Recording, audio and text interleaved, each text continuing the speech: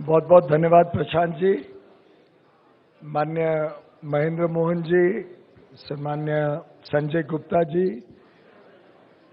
प्रशांत मिश्रा जी, दैनिक जागरण के सभी सम्मानित पत्रकार बंधु, एडिटोरियल और मैनेजमेंट के मित्र,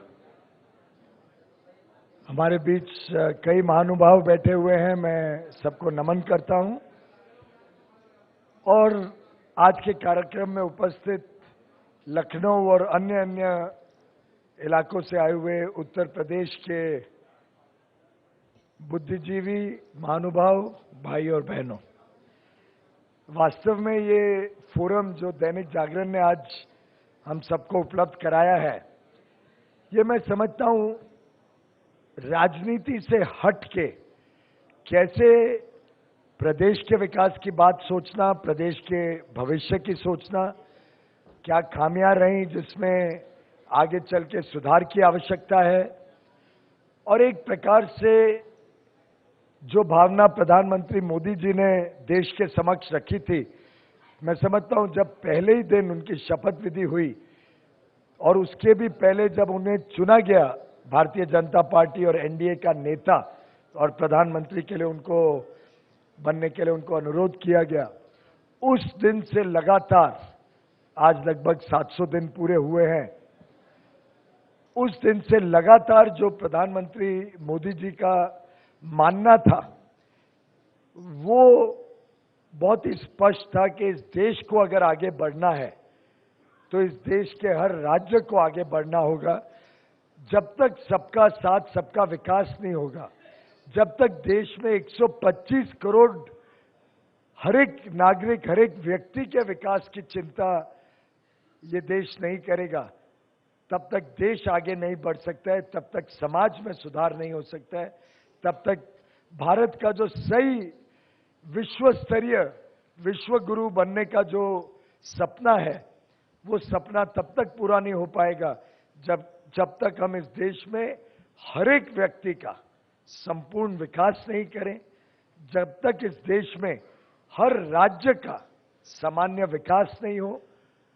एक प्रकार से अगर इसका पूरा आकलन लेना हो तो जो प्रधानमंत्री जी ने 15 अगस्त 2014 में एक विषय रखा था देश के समक्ष कि अगर इस देश को हमने सुधार करना है, देश में विकास की गति को तेज करना है, तो 125 करोड़ देशवासियों को इसमें सहभागी होना पड़ेगा।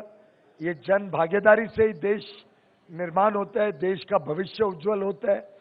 और अगर देश में 125 करोड़ हम सब नागरिक एक कदम आगे बढ़ते हैं, तभी तो देश 125 करोड़ कदम आगे बढ़ सकता है। और मैं समझता हूं भारतीय जनता पार्टी के नेतृत्व में, प्रधानमंत्री मोदी जी के नेतृत्व में आज केंद्र सरकार ने अगर एक लक्ष्य रखा है तो वो लक्ष्य है कि इस देश में हर गांव, हर गरीब, हर कामगार, हर वो शोषित पीड़ित व्यक्ति जिसके साथ सदियों से अन्याय हुआ है, हर महिला, हर युवा के जिंदगी में एक बदलाव आए, एक सुधार आए, उनका जीवन उमंगों से भरे और आगे चल के इस पूरे देश में हर एक इलाके में विकास की गति तेज हो। खास तौर पे पूर्वी भारत और उत्तर पूर्वी भारत, उत्तर प्रदेश, बिहार, उड़ीसा, पश्चिम बंगाल, झारखंड, छत्तीसगढ़, पूर्वी भारत के प्रमुख प्रदेश और उत्तर पूर्वी असम, सिक्किम, अरुणाचल, मेघालय, मणिपुर आदि सभी इस क्षेत्र में स्थित राज्यों में जो गत 7 दशकों में विकास से वंचित रहे हैं, विकास की दर बहुत कम रही है अन्य अन्य कारणों से, चाहे वो भ्रष्टाचारी शासन हो, चाहे वो विकास के प्रति समर्पित राज्य सरकारें ना हो, अलग अलग कारणों से ये पूरा पूर्वी इलाका भारत का विकास से वंचित रहा है। और इस परिस्थिति को जब तक ये देश नहीं बदलेगा, तब तक ये देश आगे बढ़ नहीं सकता है, तब तक इस देश में संपूर्ण विकास की क्रांति नहीं आ सकती। आखिर दक्षिण और पश्चिम छोर में स्थित राज्यों की बहुत तेजी से विकास हुआ है। उन राज्यों का विकास अगर देखें तो पूरे देश से हट के वहां पे बहुत सारी चीजों में, मेरे बिजली के क्षेत्र में देख लीजिए, आज लगभग दक्षिण और पश्चिम के राज्यों में 100% घरों में बिजली उपलब्ध है और मेरे ख्याल से किसानों को पर्याप्त बिजली मिलती है, घरों को, उद्योगों को लगभग 24 घंटे बिजली मिलती है, कुछ छोटे इलाकों को छोड़ दें तो। लेकिन उत्तर प्रदेश, बिहार, या आज भी करोड़ों परिवार ऐसे हैं जिनको बिजली जैसे एक साधारण सुविधा से वंचित रखा गया है। और इसी प्रकार से कोई आंकड़ा निकाल ले कोई भी विषय का, तो आप पाएंगे कि ये राज्य लगभग 30-40 वर्षों के बैकलॉग में चल रहे हैं। मैं यहां जब आ रहा था तब मैं सोच रहा था कि ऐसा क्या कारण रहा कि ये उत्तर प्रदेश को जिस प्रकार से, जिस गति से बढ़ना चाहिए था वो नहीं बढ़ पाया। और मैं समझता हूं कि 3 प्रमुख कारण मुझे इसमें दिखते हैं। एक तो कारण यह रहा कि यहां की कानून व्यवस्था पे कभी भी लगाम नहीं लगा, कभी भी कानून व्यवस्था में लोगों को विश्वास नहीं आया कि हम उत्तर प्रदेश में कारोबार करें, उत्तर प्रदेश में उद्योग लगाएं, उसमें आगे चल के हमें संरक्षा मिलेगी, हमारा काम ठीक ठाक भली भांति चल सकेगा। और ये कानून व्यवस्था की समस्या गांव तक, गरीब तक, सभी जगह बहुत साफ देखने को मिलती है। कानून व्यवस्था जब तक सुधरेगी नहीं तब तक मैं समझता हूं कोई प्रदेश आगे नहीं बढ़ सकता है। दूसरी एक समस्या जो उत्तर प्रदेश को खास तौर पे झूलनी पड़ी है, जिसके कारण उत्तर प्रदेश के विकास में भी कमी रही है, वो रहा है भ्रष्टाचार। और तीसरा अगर कोई कारण मैं समझता हूं इस प्रदेश में रहा है तो वो शासकों की प्रतिबद्धता विकास के प्रति। शासकों ने अपने राजनीतिक कारणों से शायद प्रदेश में विकास तेजी से हो इस पे कभी चिंता की नहीं है। उनकी नकारात्मक सोच थी कि वो गरीब आदमी गरीब रहेगा तो मेरे लिए राजनीतिक फायदा है, अगर वो गरीब आदमी विकसित हो जाएगा, अच्छी आमदनी पाएगा, स्वयं रोजगार से शायद आत्मनिर्भर हो जाए, तो मेरे राजनीतिक कारणों के लिए वो हानिकारक है।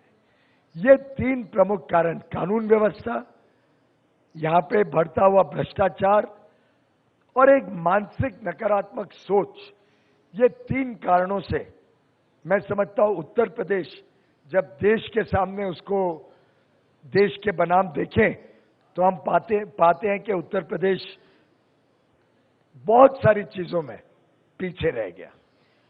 मैं अभी यहां आने के पहले रिव्यू कर रहा था अपने बिजली क्षेत्र के कामों को, उसके बारे में भी थोड़ी जानकारी दूंगा। पर एक बहुत विशेष बात मुझे नजर आई बिजली के काम की निरीक्षण करते हुए, और मुझे बताया गया कि शायद आज की सुबह की इंटरेक्शन में भी इस विषय पे ध्यान आकर्षित किया गया।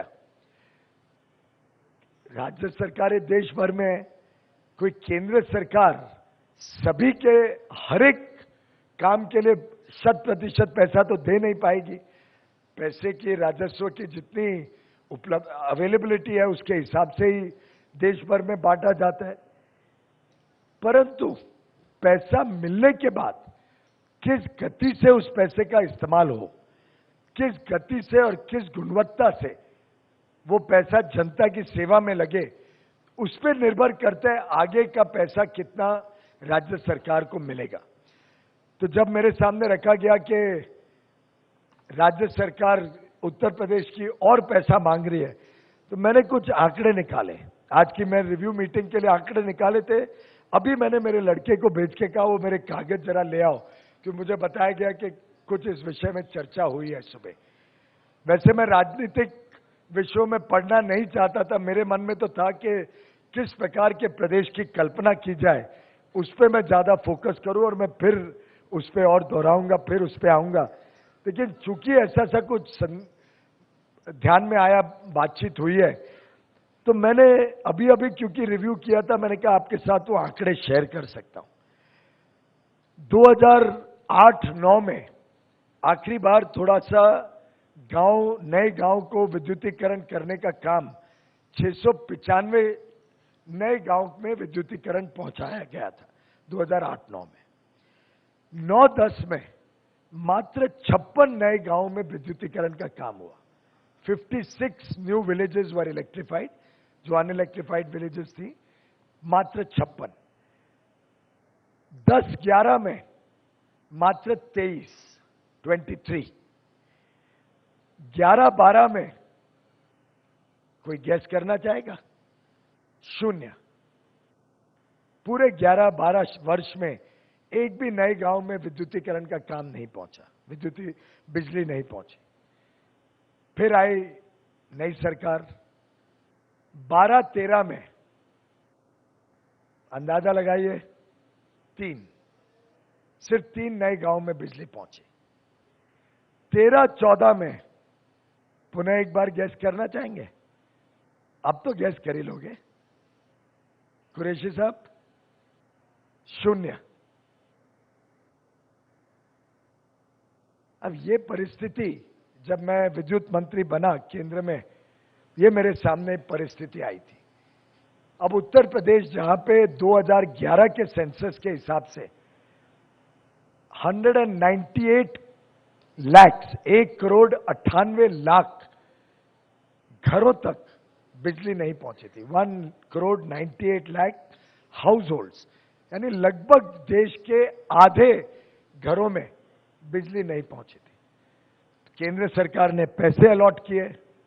केंद्र सरकार ने 11वीं प्लान में लगभग 4,476 करोड़ रुपए दिए। 11वीं प्लान जो 2012 में खत्म हो गई है, उसके सामने 4,476 करोड़ के सामने इस्तेमाल क्या किया गया, आपको जान के हैरानी होगी। 2008-9 में, 7-8 से ही शुरू कर लेते हैं। 7-8 में 564 करोड़, 8-9 में 87 करोड़, 87 करोड़, 9-10 में 193 करोड़, 10-11 में 72 करोड़ और 11-12 में 95 करोड़, 95। इन सबका अगर टोटल करें तो 1100 करोड़ रुपए होता है। 4,476 करोड़ में 1100 करोड़ रुपए इस्तेमाल हुए 11वीं प्लान के 5 वर्षों में। फिर आती है 12वीं प्लान, 12 से 17। उस दौरान 7,282 करोड़ रुपए सैंक्शन हुए। अब मैंने सुना कुछ बात हो रही थी कि केंद्र सरकार हमें पर्याप्त पैसे नहीं देती है। ये पैसा केंद्र सरकार ने ग्रामीण विद्युतीकरण के लिए दिया, जो बाकी अर्बन एरियाज में शहरी विद्युतीकरण का अलग है पैसा। उसके अलावा जब प्रधानमंत्री मोदी जी की सरकार आई तो 12वीं प्लान अभी चालू थी। उसके रहते 7,282 करोड़ के अलावा, क्योंकि हमें चिंता थी कि उत्तर प्रदेश, बिहार वगैरह में तेजी से काम और विकास की आवश्यकता है, तो 6,946 करोड़, 6,946 करोड़ और अधिक सैंक्शन किया 2014 में दीनदयाल उपाध्याय ग्राम ज्योति योजना के तहत। तो अब इस पीरियड में आपके पास लगभग 14,000 करोड़ प्लस उपलब्ध है खर्चने के लिए। 2012-13 में 104 करोड़ रुपए जो केंद्र सरकार से आए, और आने का भी सिलसिला आपको बता दूं, कुछ ये भी चर्चा गलत फहमियां ना हो जाए। एक सरकार में पहले पाया गया था, और कुरैशी साहब भली बात ही उसको कंफर्म करेंगे, कि केंद्र राज्य को, सरकार को पैसे भेजती रहती थी, वो बैंकों में पड़ा रहता था, इस्तेमाल नहीं होता था। तो 10-12 साल पहले, मुझे याद नहीं है कब, एक यूटिलाइजेशन सर्टिफिकेट का सिलसिला शुरू किया गया कि भाई आप पैसा खर्च को कर दो, जब खर्चने का आप ब्यौरा दोगे तो नया पैसा आपको भेजा जाएगा। तो अगर आप इस प्रकार से खर्चा करोगे तो केंद्र सरकार पैसा किसके लिए भेजेगी?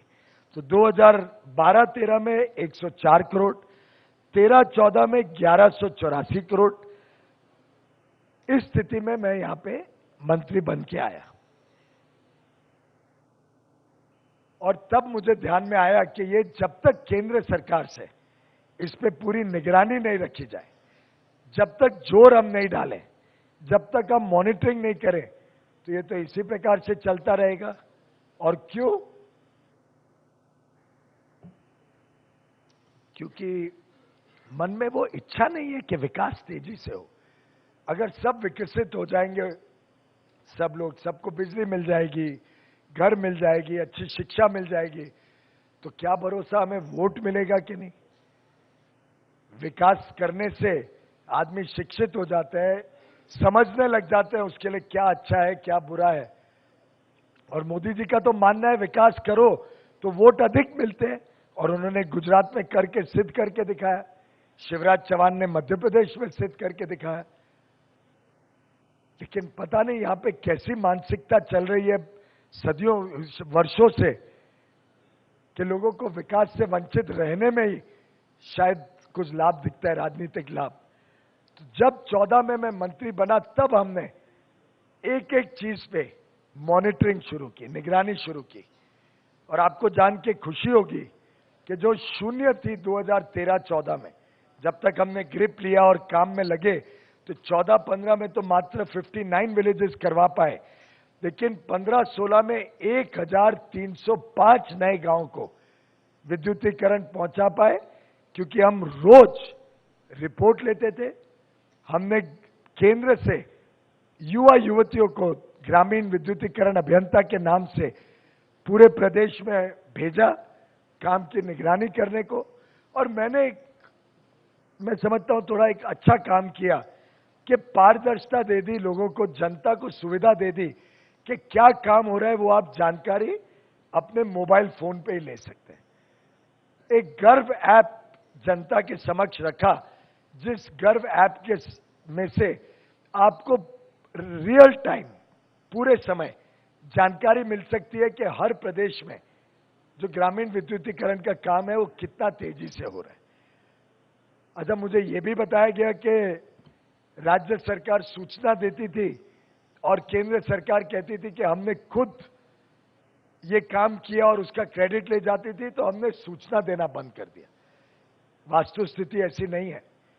हमने जो सूचना दी गर्व के ऐप में, वो ये लिख के दी कि ये राज्य सरकार से सूचना प्राप्त हुई है, राज्य सरकार ने दी हुई सूचना है। आखिर मेरे पास तो विद्युत मंत्रालय में 150 लोग काम करते हैं, मैं तो जाके एक एक गांव में एक एक घर में बिजली नहीं पहुंचा सकता।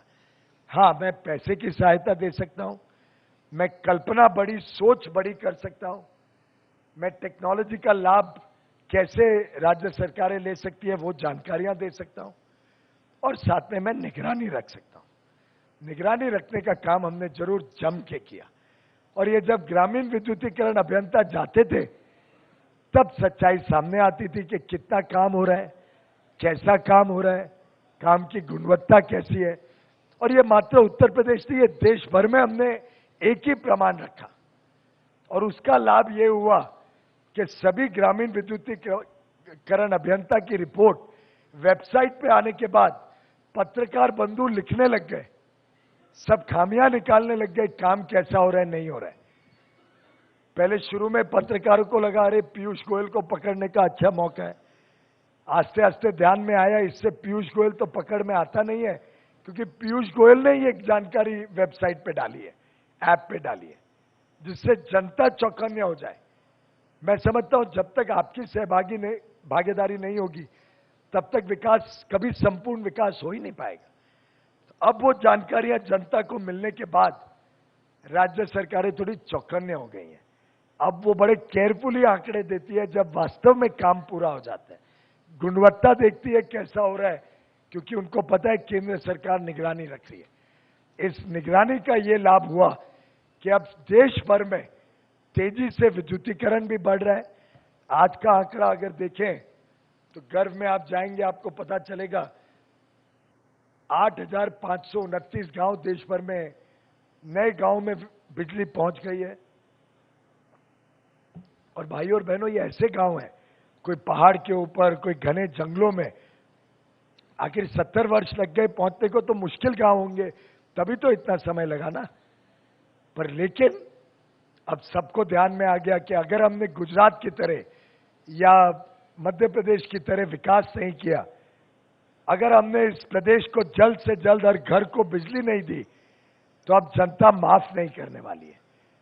और मैं समझता हूं सबसे बड़ा लाभ अगर केंद्र सरकार की निगरानी, केंद्र सरकार के इस जिम्मेदारी ठहराने पे हुआ है कि कौन व्यक्ति अपनी जिम्मेदारी का एहसास पूरी तरीके से कर रहा है, काम अच्छी तरीके से कर रहा है, तो वो लाभ भारत की जनता को हुआ, भारत के लोगों को हुआ। और मैं समझता हूं जो लक्ष्य हमने रखा था कि 2022 तक हर घर तक हम बिजली 24 घंटे देंगे, हर किसान को पर्याप्त बिजली देंगे, अब वो काम, मुझे पूरा विश्वास है, जिस प्रकार से एक एक राज्य के साथ मैं पर्सनली बैठ के मॉनिटर कर रहा हूं कि काम क्या हो रहा है, कैसा हो रहा है, कब हो रहा है, मुझे विश्वास है कि हम 2019 तक इस देश में एक भी घर ऐसा नहीं छोड़ेंगे जहां बिजली 24 घंटे ना मिले। एक बार तो बड़ा मजेदार किस्सा हुआ। महेंद्र जी, मैं पार्लियामेंट में बैठा था, मुझे प्रधानमंत्री जी का फोन आया पार्लियामेंट के ऑफिस में। एक प्रमुख नेता, नाम नहीं लूंगा, अब सब समझते हैं उत्तर प्रदेश के नेता कौन है, उन्होंने शायद प्रधानमंत्री जी को लोकसभा में टोक दिया कि भाई हमें केंद्र सरकार कोयला नहीं देती, इसलिए हमारे यहां बिजली की कमी है। तो मुझे कहा गया कि तुम तुरंत बात करो नेताओं से, राज्यसभा में जो नेता थे यहाँ के सरकार के, उस पक्ष के। तो मैंने तुरंत ही नेताओं से बात की कि भाई आप आएं और हम चर्चा कर लेते हैं। तो तुरंत यहाँ के राज्यसभा के हमारे 2 वरिष्ठ नेता आए और मुझे मिले और मैंने आंकड़े सामने रखे। जब मैं मंत्री बना था तब पूरे देश में कोयले की कमी के कारण बिजली कम है, ये एक साधारणता सबका मानना था। और जहां भी जाते थे हेडलाइंस ये होती थी कि कोयला कम है और बिजली उसके कारण नहीं बनती है। वास्तव में स्थिति वैसी थी भी। लगभग 2/3 कोयले के प्लांट ऐसे थे, कोयले से बिजली बनाने वाले, जहां कोयला 2 दिन, 4 दिन, 6 दिन का रह गया था। मुझे आप सबको सूचित करते हुए खुशी होती है कि आज देश में एक भी पावर प्लांट नहीं है, नॉट वन, जहां कोयले की कमी हो या क्रिटिकल स्टॉक हो। उसके निस्बत आज देश में लगभग 24-25 दिन का औसत एवरेज स्टॉक हर पावर प्लांट में है और 30 दिन का स्टॉक कोयले की खदानों में है। कि अगर मैं 1 किलो कोयला और ना बनाऊं तो भी लगभग 2 महीने तक बिजली बन सकती है, इतना कोयला इस देश में है। और इंपोर्ट्स, पिछले साल इंपोर्ट 24,000 करोड़ कम हुए थे, इस वर्ष अनुमानित 40,000 करोड़ इंपोर्ट हम कम कर पाएंगे। मैं इसलिए आंकड़े दे रहा हूं कि कोई कोयले की कमी नहीं थी, पहले भी बिजली की कमी नहीं थी। आज देश में कोयला भी सरप्लस है, बिजली भी सरप्लस है। इच्छा शक्ति की कमी थी, एक सोच की कमी थी कि विकास तेजी से किया जा सकता है। और एग्जिस्टिंग सिस्टम में कोयला आखिर किसने बनाया? कोल कंपनी सरकारी कंपनी है, उसी ने कोयला बनाया। बिजली कैसे आज सरप्लस हो गई? हमने एक और ऐप आपके समक्ष रखा है, विद्युत प्रवाह। आप अगर विद्युत प्रवाह में जाएं तो आपको रियल टाइम डेटा मिल जाएगा कि बिजली कितनी उपलब्ध है पावर एक्सचेंज में और किस दाम पे राज्य खरीद सकते हैं। अभी का देखें अगर, तो अभी 1:36 हुए हैं। 1:36 का जो टाइम स्लॉट है वो 1:30 बजे से 1:45 बजे का स्लॉट है। अभी के समय अगर उत्तर प्रदेश की देखें तो उत्तर प्रदेश में 3 रुपए 34 पैसे पे जितनी बिजली चाहिए उतनी उपलब्ध है, 3 रुपए 34 पैसे में अभी इसी वक्त पावर एक्सचेंज से जाके खरीदी जा सकती है। तो मैं नहीं समझता हूं कि बिजली की कमी इस देश में क्यों मानी जाती है, क्यों उसको एक विषय बनाया गया इतने 7 दशकों से। और इसमें हम ये भी जानकारी देते हैं, अगर आप उत्तर प्रदेश को क्लिक करेंगे तो आपको ये भी जानकारी आ जाएगी कि क्या प्राइस पे कल बिजली थी इसी समय और आज क्या है। तो आपकी जानकारी के लिए, कल 2 रुपए 28 पैसे पे बिजली उपलब्ध थी इसी समय, आज 3 रुपए 34 पैसे।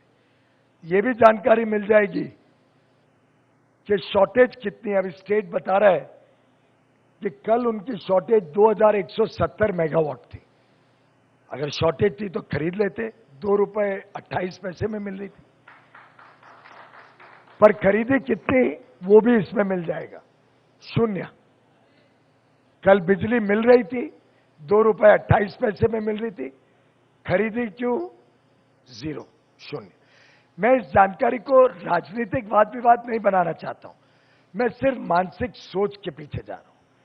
जब तक हम परिवर्तन नहीं करें अपनी सोच की, और वो सोच तब परिवर्तित होगी जब हम विकास का सम्मान करें, विकास के प्रति समर्पित हो जाएं, जब हम भ्रष्टाचार और कानून व्यवस्था इन दोनों पे प्रहार करें, कानून व्यवस्था सुधारे, भ्रष्टाचार से मुक्ति दिलाएं।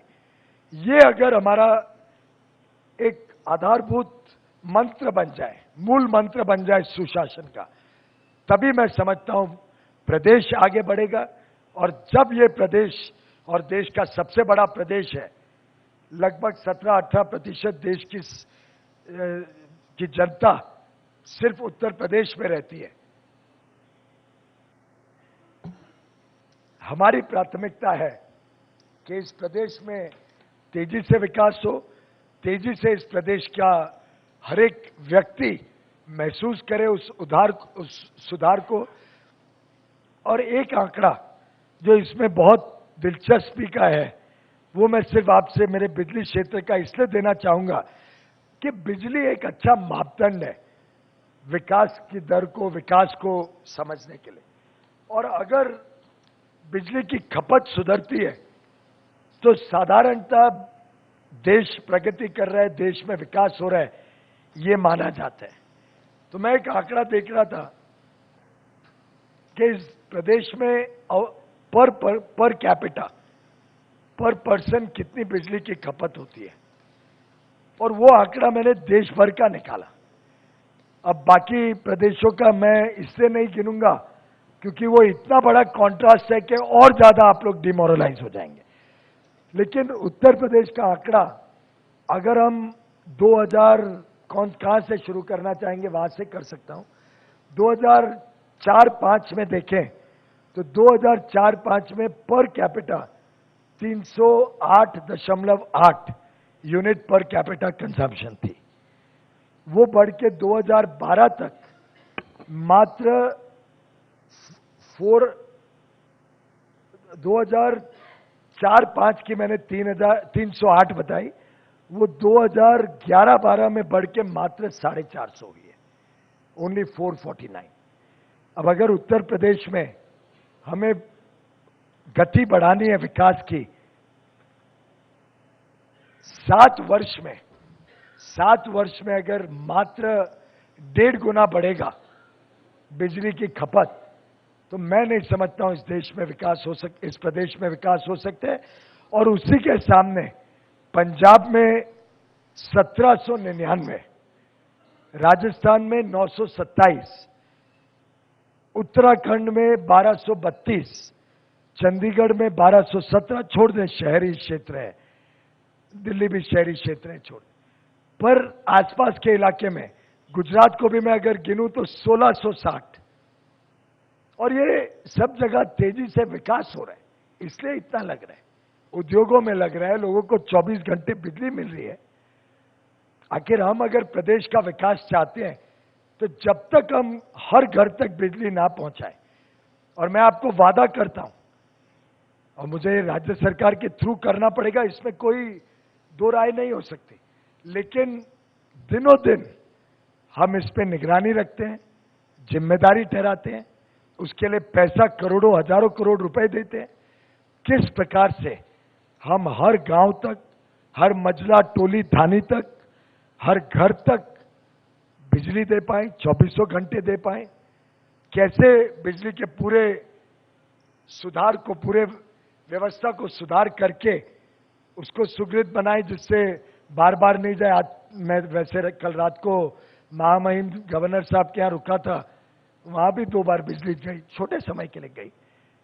पर मैं समझता हूं, मैं मुंबई से आता हूं, और जिस प्रकार से मुंबई में हमें 24 घंटे बिजली का स्वाद है और कभी जाती नहीं। हमारे यहाँ तो डीजल जनरेटर सेट किया है, हमें पता ही नहीं है, इन्वर्टर भी नहीं लगते, कंप्यूटर में यूपीएस भी नहीं लगता, अनइंटरप्टेड पावर सप्लाई।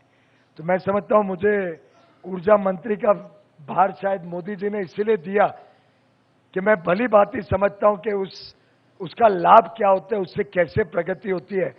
और ये जिम्मेदारी दी कि पूरे देश को मुंबई की तरह 2400 घंटे बिजली मिले, अच्छी बिजली, सस्ती बिजली।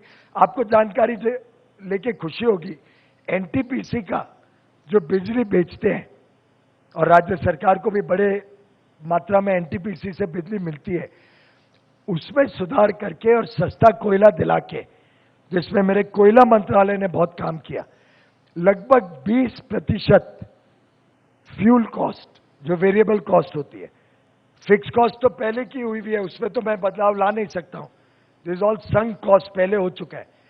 फ्यूल कॉस्ट में 20% कम हुई है, कटौती हुई है। 20% reduction in the cost of coal, which is the main variable cost, गत 2 वर्षों में। मैं चाहूंगा कि आगे चल के ये लाभ जनता तक पहुंचे, पर हम तो डिस्कॉम को बिजली बेचते हैं। गुजरात में बिजली के दर कम हुए हैं पिछले वर्ष, महाराष्ट्र में भी कुछ वर्गों के लिए कम किए गए, खासतौर पे उद्योग को बढ़ाने के लिए। पर अगर हमें उत्तर प्रदेश का संपूर्ण विकास करना है, तो यहां नए उद्योग लाने पड़ेंगे। उद्योग आएंगे तो रोजगार के अवसर बनेंगे, डायरेक्ट रोजगार तो बढ़ेंगे, लेकिन स्वयं रोजगार के भी अवसर तेजी से बढ़ेंगे। चाहे वो कोई दुकान, ढाबा चलाना चाहे, चाय की दुकान लगाना चाहे, कोई कारपेंटर हो, मेसन हो, टैक्सी ड्राइवर हो, रिक्शा चलाए, नाव चलाए नदी पे, टूरिस्ट गाइड हो, अलग अलग विषयों से जुड़े हुए लोगों को स्वयं रोजगार के अवसर मिलेंगे। साथ ही साथ अगर बिजली उपलब्ध होती है तो शिक्षा अच्छी होगी, शिक्षा अच्छी होगी तो अच्छे देश भर में और विदेश में लोगों को अवसर मिलेंगे अपने अच्छी शिक्षा का प्रदर्शन करने के लिए। स्वास्थ्य सेवाएं सुधरेंगी तो लोगों को दिल्ली एम्स या मुंबई टाटा मेमोरियल हॉस्पिटल नहीं जाना पड़ेगा। मैं समझता हूं, जब तक एक होलिस्टिक डेवलपमेंट इस प्रदेश में नहीं आता है, तब तक ये प्रदेश नहीं बढ़ पाएगा। और हमारा पूरा मानना है कि उत्तर प्रदेश अगर प्रगति नहीं करेगा, उत्तर प्रदेश में अगर विकास नहीं होगा, तब तक ये देश का विकास नहीं हो सकता, ये देश विश्वगुरु नहीं बन सकता है।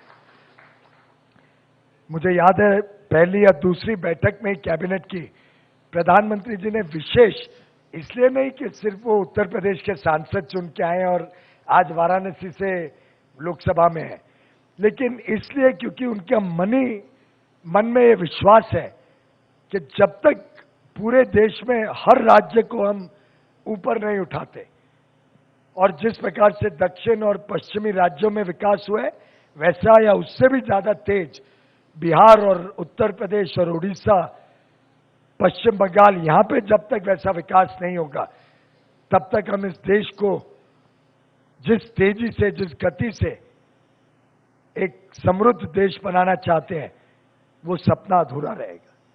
मैं समझता हूं उत्तर प्रदेश में तेजी से सुविधाएं उपलब्ध हो लोगों को, गांव, गरीब, किसान जो वर्षों से शोषित और पीड़ित रहे हैं, उनके प्रति एक सद्भावना, एक समर्पित सरकार आए, महिलाओं की सुरक्षा हो, युवकों को नए रोजगार के, स्वयं रोजगार के, औद्योगिकरण से नए रोजगार के अवसर मिले, पर्यटन बढ़े, उसमें बहुत बड़ा रोजगार का एक संभावना दिखती है।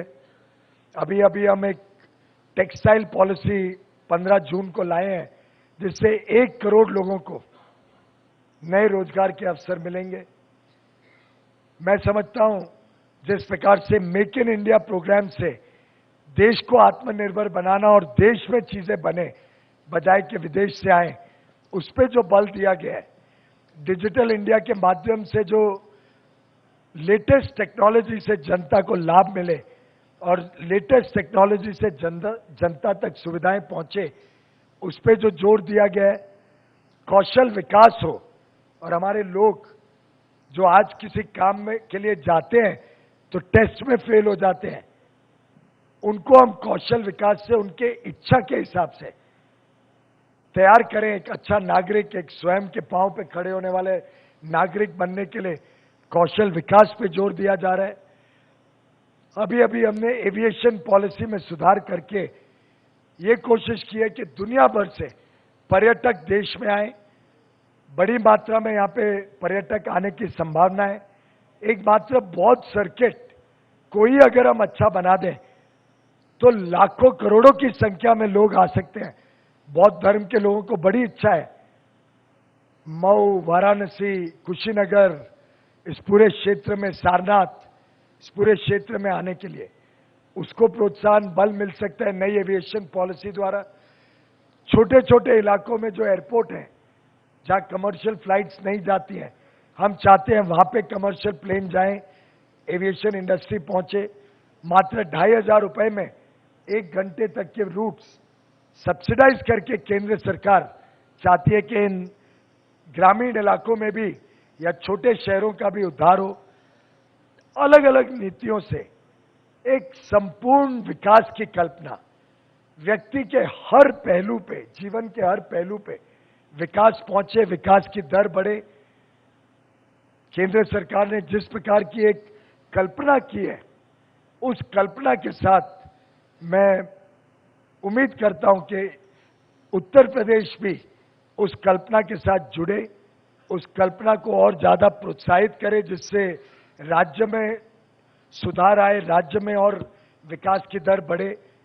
कानून व्यवस्था पे विशेष ध्यान दें।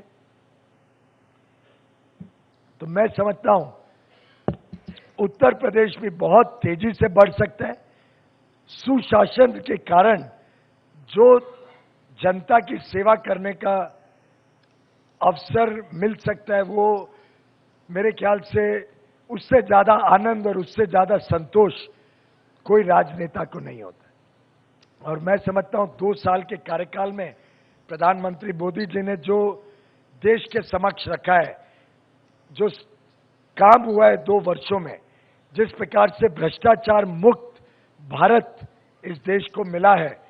अब कई बार लोग कहते हैं कि नहीं, पर वो हवलदार तो फिर भी पैसे लेता है, वो ग्राम पंचायत का अफसर तो अभी भी करता है। मैं मान सकता हूं कि लोकल लेवल पे अगर ये समस्या है तो ये ऊपर से जो सफाई छटाई शुरू हुई है, आज दिल्ली के आप कोई कारखाने में चले, कोई सरकारी दफ्तर में चले जाओ, कोई आपको दलाल नहीं मिलेगा, कोई आपको बिचौला नहीं मिलेगा, कोई व्यक्ति ऐसा नहीं मिलेगा जो आपका काम करवा सके आउट ऑफ टर्न। काम होगा, सबका होगा, सामान्य होगा, ईमानदारी से होगा और सबको सामान्य अवसर मिलेगा अपने काम कराने का। काम होगा तो इंडिविजुअल प्रोजेक्ट, इंडिविजुअल समस्या का हल नहीं होगा, सिस्टमिक हल, पॉलिसी द्वारा, योजना द्वारा सभी के समस्याओं का हल होगा। मैं समझता हूं इस प्रकार का सुशासन शायद ही देश ने इतने वर्षों में देखा है। मुझे पूरा विश्वास है केंद्र सरकार और राज्य सरकार मिलके जो कोलैबोरेटिव एंड कोऑपरेटिव फेडरलिज्म की कल्पना, संघीय ढांचे में कई सारी चीजें ऐसी हैं जो केंद्र सरकार राज्य के थ्रू ही कर सकते हैं, लेकिन उसमें राज्य और केंद्र मिलके काम करें, एकजुट होकर काम करें, विकास को राजनीतिक मुद्दा ना बनाते हुए विकास को प्रदेश की और जनता के हित का हिस्सा बनाएं। और मैंने 2 वर्ष अब मंत्री पद संभाले हुए है, मैं चैलेंज करता हूं इस देश में कोई भी राजनीतिक पार्टी की कोई भी सरकार एक भी उदाहरण दे दे जब केंद्र सरकार ने राजनीतिक कारणों से भेदभाव किया हो, एक भी। जब मुझे कोयले की खदानें देनी थी तो कुछ महाराष्ट्र में खदानें थी जो पहले कर्नाटक के पास थी। मेरे ऊपर इतना दबाव आया कि मुझे ये तक बोल दिया मेरे पार्टी के लोगों ने कि तुम्हें हम वापस चुन के राज्यसभा में नहीं भेजेंगे अगर हम आपने ये खदानें महाराष्ट्र को नहीं दी। महाराष्ट्र में है, हमारा पहला अधिकार है, हमें ही मिलनी चाहिए। लेकिन मैं राज्य का विद्युत मंत्री या कोयला मंत्री नहीं हूं, देश का हूं। कांग्रेस की सरकार थी कर्नाटक में, फिर भी वो खदानें मैंने पुनः कांग्रेस की सरकार के अनुरोध पे कर्नाटक को दी, महाराष्ट्र को नहीं दी, क्योंकि देश का संपूर्ण विकास हमारा सपना है। उत्तर प्रदेश के पास एक खदान थी पहले, शायद 190 या 200 मिलियन टन की। मैंने नई खदान दी 700 मिलियन टन की, 3 गुने से भी अधिक। कि उत्तर प्रदेश आत्मनिर्भर हो, कोयले के ऊपर कई प्रोजेक्ट्स चलते हैं उत्तर प्रदेश के, उसके लिए कोयला खुद बना सके, सस्ता कोयला मिले और सालों साल सस्ते कोयले से सस्ती बिजली जनता को दे पाए। जब दीनदयाल उपाध्याय ग्राम ज्योति योजना और इंटीग्रेटेड पावर डेवलपमेंट स्कीम में कुछ पैसा केंद्र ने मंजूर किया तो उसका एलोकेशन तो मेरे हाथ में था, लेकिन मैंने उसको आर्बिट्ररी तरीके से, अवैध तरीके से नहीं दिया। मापदंड बनाए, मापदंड के हिसाब से बिहार और उत्तर प्रदेश सबसे पिछड़े राज्य निकले, तो सबसे अधिक पैसा अगर किसी राज्य को मिला तो उत्तर प्रदेश को मिला, सबसे अधिक पैसा। और मेरे अधिकारी कहते गए साहब पुराना ही पैसा नहीं खर्च हुआ है, तो आप और पैसा दे रहे हो तो इसका लाभ क्या है? उन राज्यों को दो जब पैसा खर्च होता है। मैं अभी 4 दिन पहले, आई थिंक सैटरडे नाइट रात को मैं महाराष्ट्र का विद्युतीकरण की निरीक्षा कर रहा था। और मैं देश भर में जाता हूं, हर राज्य की करता हूं। अभी अगले रूम में जाके इधर से उत्तर प्रदेश की चल रही है। तो चीफ मिनिस्टर बैठे थे, थोड़ी बहुत आलोचना भी की मेरी कि आपने हमको तो कम पैसा दिया, वहां पे पैसा दबा दिया जाए, इस्तेमाल ही नहीं हो रहा है।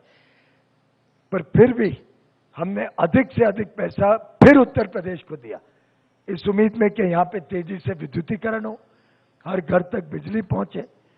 और मैं आपको विश्वास दिलाता हूं, पैसे की कभी कमी नहीं होती है कोई अच्छे काम के लिए। मुझे याद है मेरे पिताजी कोषाध्यक्ष होते थे भाजपा के कई वर्षों तक, तो मैं उनको पूछता था कि आप, जब मैं देखूं आप किसी के पास जा रहे हो पैसे मांगने, कभी पार्टी के लिए, कभी कोई सामाजिक काम के लिए, आपको खराब नहीं लगता है? लोग क्या सोचते होंगे कि आप सब जगह पैसे मांगने आते हो?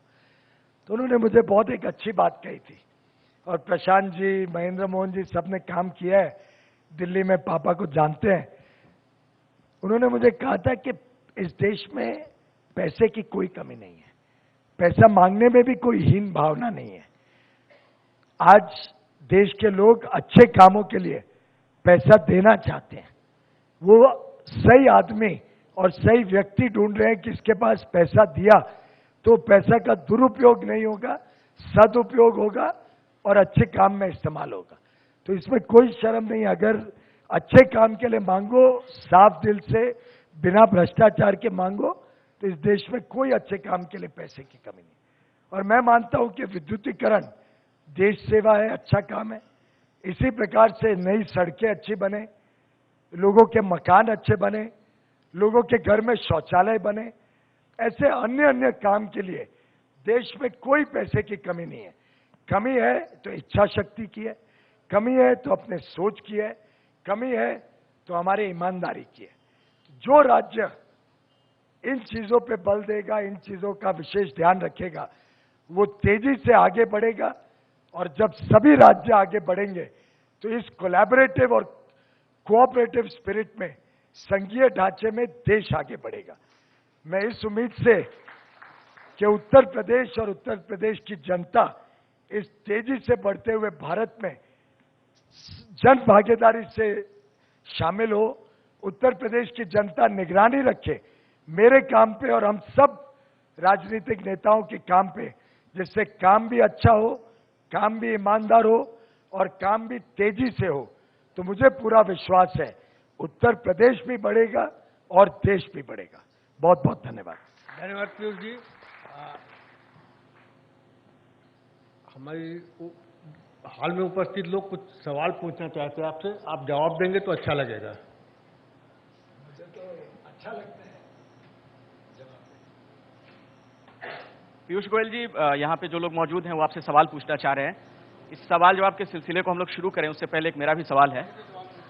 हाँ, आप बैठिए, यहीं बैठिए, मैं आऊंगा आपके पास। मैं अखिलेश आनंद हूँ, एबीपी न्यूज से।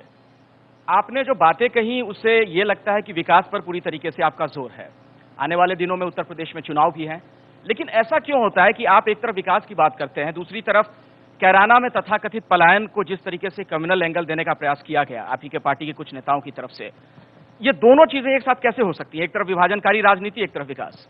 जैसा मैंने कहा, कानून व्यवस्था अगर सुधरेगी नहीं तो विकास भी नहीं होगा। और कम्युनल एंगल तो आप दे रहे हो, हमने कभी नहीं दिया। आपके पार्टी के नेताओं ने हमारी दिया। पार्टी हाँ। मानती है कि जब तक प्रदेश में कानून व्यवस्था नहीं सुधरेगी तब तक इस प्रदेश का विकास नहीं हो सकता। और जहां जहां ऐसे कोई किस्से आते हैं जहां पे कानून व्यवस्था बिगड़ती है या किसी भी एक समाज के वर्ग के साथ अन्याय होता है तो हम उस पर लड़ेंगे, हम उनको न्याय दिलाएंगे। उसमें मैं समझता हूं कोई गलत काम नहीं है। मतलब विकास और सांप्रदायिक सौहार्द के बीच संबंध है, ये मानते हैं ना? सांप्रदायिक शांति रहनी चाहिए जी। और जिस प्रकार से कुछ इलाकों में सांप्रदायिक शांति को भंग किया गया है, और सांप्रदायिक में एक चीज पूरा देश और उत्तर प्रदेश की जनता भली भांति जानती है, सांप्रदायिक कोई एक वर्ग नहीं होता है। सांप्रदायिक ऐसा नहीं हो सकता है कि कोई एक वर्ग के ऊपर आहट पहुंचे तो उसको तो, और उसके बचाव में हमारे लोग जाएं तो उसको तो आप सांप्रदायिक कहें, और जब उस दूसरे वर्ग के लिए कोई दिक्कत आती है तो उसको आप सेक्युलरिज्म का ढांचा दे दें और कहें कि ये तो हमारा जिम्मेदारी है। मैं समझता हूं हिंदू हो, मुसलमान हो, ईसाई हो, सिख हो, इस देश बौद्ध हो, सबके लिए सामान्य कानून है। क्रिमिनल लॉ किसी के बीच में भेदभाव नहीं करता। लॉ एंड ऑर्डर एक ऐसा सब्जेक्ट है जिसमें सभी को सामान्य न्याय मिलना चाहिए। अगर कोई हिंदू के खिलाफ कोई गलत काम होता है और अगर मैं खड़ा होता हूं तो मैं कोई सांप्रदायिक नहीं बन गया। कोई मुसलमान के ऊपर कोई प्रहार होता है तो भी मैं उतना ही खड़ा होऊंगा जितना हिंदू के लिए खड़ा हूं। Thank you sir. अपना परिचय दीजिए छोटा सा।